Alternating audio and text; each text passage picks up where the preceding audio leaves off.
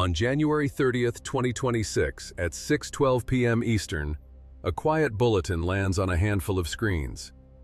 First Independence Bank has just taken control of $212.1 million in deposits. At 5 p.m. Central Time, Metropolitan Capital Bank and Trust is closed, and those deposits are moved, by order, into a new home before Monday's business day. The transfer is framed as routine, almost administrative, but the consequence is anything but. A bank's liabilities are being reassigned in real time, and the public only sees it after the switch has been thrown. The FDIC estimates the cost of that single closure at $19.7 million, paid out of the Deposit Insurance Fund. That number is not a headline, but it is a receipt, proof that stress was already present and someone had to absorb it. And if you are a depositor, an investor, a business owner, or anyone holding savings inside the U.S. banking system, this changes everything. Because when deposits are transferred overnight, it is not banking as usual. It is containment. What if everything you believed about where your money is was wrong? This is not a story about one small bank in Illinois. It is a story about how modern financial systems redistribute pressure, quietly, until the moment they cannot. Every major rupture follows the same sequence because the plumbing is always the same. Credit expands, risk is disguised, stress is transferred, and confidence finally breaks. This unfolds in 4 stages. Stage 1 is liquidity expansion. Money is cheap, credit standards loosen, and duration risk is treated like free yield because the discount rate feels permanent. Stage 2 is narrative concentration. Capital crowds into the same symbols until portfolios start to look identical across institutions. Stage 3 is stress transfer. Cracks appear, but they look like technical fixes. Backstops, mergers, and deposit moves that happen after business hours. Stage 4 is confidence break. At that point, the public stops debating models and starts demanding cash and guaranteed settlement. Throughout the last century, the timeline varies, but the sequence never changes. Now look again at that small transfer. First Independence Bank reports roughly $699.6 million in total assets and about $530.5 million in deposits as of December 31, 2025. So, a $212.1 million deposit transfer is not a rounding error. It is a balance sheet shock absorbed instantly because the system prioritizes continuity over transparency. Stage 3 is where the real story begins. Because when pressure rises, it does not vanish. It moves, from weaker hands to stronger hands. From private risk to public backstops, from visible institutions to hidden plumbing. In geopolitics, the implication is simple. Banks are the domestic interface of a global dollar network. When regulators force liabilities to migrate, they are protecting the settlement layer that underwrites trade, energy contracts, and government funding. Stability is preserved, but only by moving the pressure somewhere else. This isn't prediction. This is pattern recognition from a century of stress tests written in real money. The first example is Thailand in 1997. It is remembered as a currency crisis, but the mechanics are stage 3, hidden transfers of stress. Stage 1 is rapid credit growth under a peg that feels permanent. Stage 2 is the narrative that the central bank will defend the line at any cost. Then stage 3 arrives.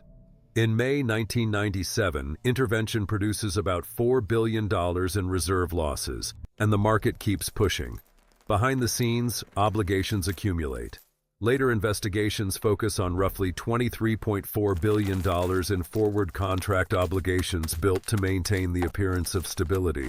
On July 2, 1997, the confidence line snaps. The bot is forced to float because reserves are no longer sufficient. Stress is then transferred into emergency support and closures. On August 20, 1997, a financing package worth $17.2 billion is assembled under IMF support. And the domestic plumbing ceases. Operations are suspended at 58 of Thailand's 91 finance companies after roughly $430 billion, about $18 billion at the July 1, 1997 exchange rate, has already been pushed into the sector to keep it alive. The same pattern appears in the order of events. Liquidity and confidence first, then narrative certainty. Then come the hidden transfers, and finally, the public break. The contagion then moves faster than any official statement. Currencies reprice, dollar liabilities become heavier, and the cost of rolling short-term debt spikes in days, not years. Stage 4 is not the float itself. Stage 4 is the moment the private sector stops believing that the next line of support will arrive in time. The timeline varies, but the sequence never changes. Meanwhile, in a reserve currency nation, the same 4 stages unfold without a currency collapse. The stress is expressed through credibility, reserves, and a single day where the market demands proof. The second example is Britain on September 16, 1992, Black Wednesday. The same pattern, the same stages, the same outcome. Stage 1 is a fixed regime that requires credibility. Stage 2 is the promise that the peg will hold. Then Stage 3 begins in the dealing room. The Bank of England buys roughly $325 million between 8 and 8:30 a.m. in overt intervention. By 9 a.m., more than $1 billion has already been spent, and in only a few hours, more than $22 billion in reserves is used to defend sterling. The government announces 2 interest rate hikes on the same day, one at 11 a.m. and another at 2:15 p.m.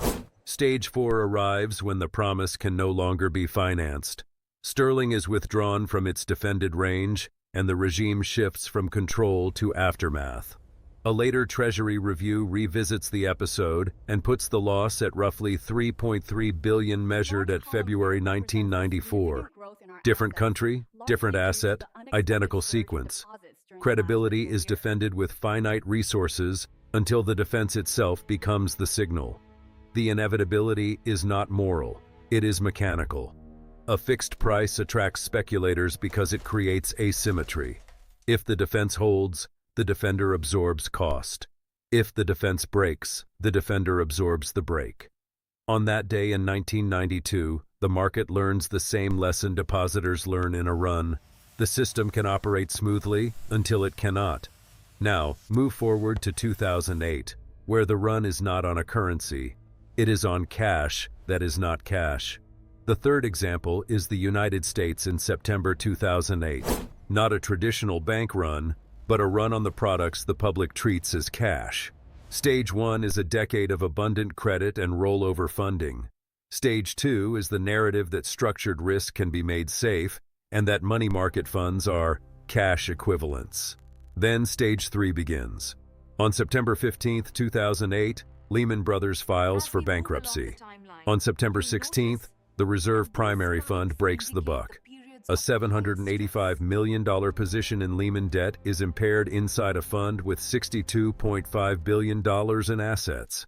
Within 2 days, redemption requests exceed $40 billion. During the week of September 15th, investors redeem roughly $300 billion from prime money market funds, much of it moving into Treasury money market funds. On September 19, 2008, the U.S. Treasury announces a temporary guarantee program for participating money market fund balances held as of that day's close. The Federal Reserve also announces the AMLF to provide funding so money funds can meet redemptions. Stage 3 is visible again. Stress is transferred into public backstops to prevent a wider break. Stage 4 is what happens when the transfer is not enough, and funding freezes anyway. 3 systems. Thailand's peg, Britain's defense, America's shadow cash. Decades apart, different assets, identical 4-stage cycle. The timeline varies, but the sequence never changes. The reason this matters is not the fund itself. Money market funds sit at the center of short-term corporate funding through commercial paper and repo markets. When that pool experiences a run, the shock moves directly into payroll cycles, inventory finance, and municipal cash management. What looks like a technical problem becomes an economic problem in a single week. Now return to the present. Today, February 18, 2026. The $212.1 million deposit transfer into First Independence Bank is not the entire story, but it is a clean signal. The mechanism for moving stress is active. On paper, it looks like one problem bank and one solution bank. In the cycle, it is stage 3, stress transfer, made visible. Deposits do not vanish in stage 3. They are reassigned so payments clear, and Monday morning arrives without a public panic.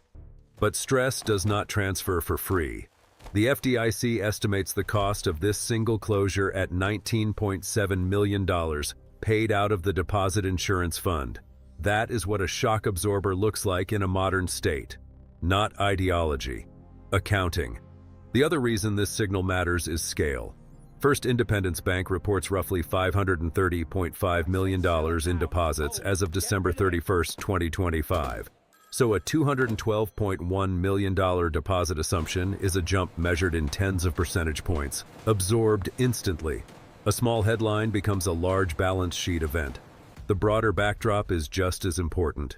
The Federal Reserve's balance sheet sits near $6.622 trillion as of the week ending February 11, 2026. As of the January 28, 2026 decision, the federal funds target range stands at 3.50% to 3.75%.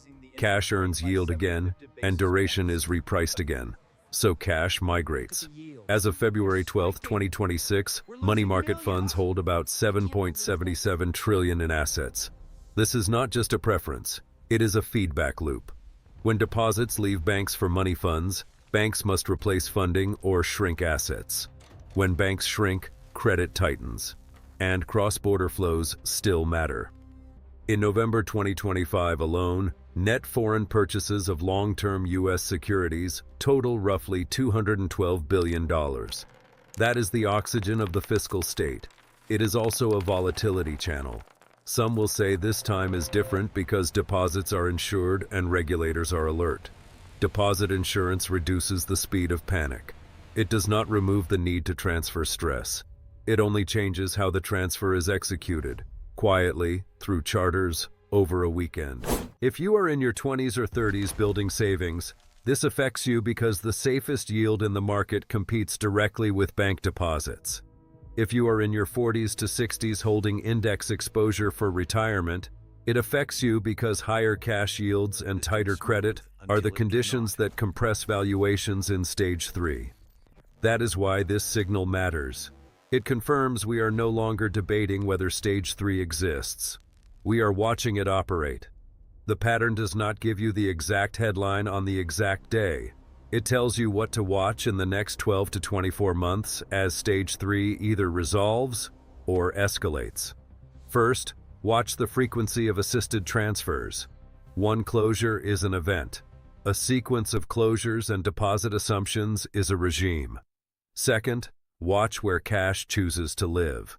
If money market fund assets keep rising while bank deposits lag, the system becomes more market-based, more rate-sensitive, and more vulnerable to sudden shifts in sentiment. Third, watch the price of funding. If Treasury auctions require larger concessions and refinancing costs stay high, pressure moves through mortgages, corporate balance sheets, and bank securities portfolios. If you are building retirement savings, this matters because stage 3 compresses valuations through rates, not narratives. If you run a business with floating rate credit, this matters because funding costs move first and optimism moves last. The system will prioritize continuity. Your balance will likely remain visible. The question is, what must be absorbed? By insurance funds, by acquiring banks, and by markets, to keep that continuity intact. This is not fear. It is preparation based on precedent. A $212.1 million deposit transfer into First Independence Bank is not just an isolated banking headline. It is a visible instance of a hidden mechanism. Stress is being moved, not removed. The 4 stages do not change. Liquidity expands, narratives concentrate, and stress is transferred through the plumbing. Eventually, confidence demands proof. You have a choice. Understand the pattern and position accordingly, or ignore it and hope this time is different. For most people, positioning is not exotic. It means knowing where your liquidity sits, how your debt reprices, and how exposed your retirement timeline is to a world where cash has a yield again.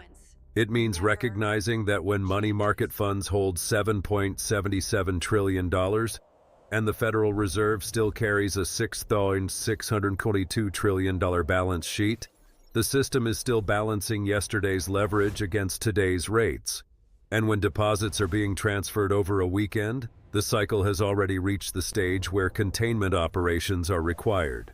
But remember the historical record. Thailand, Britain, and America were separated by continents and decades. The timeline varied. The sequence never changed. If this analysis opened your eyes, subscribe now.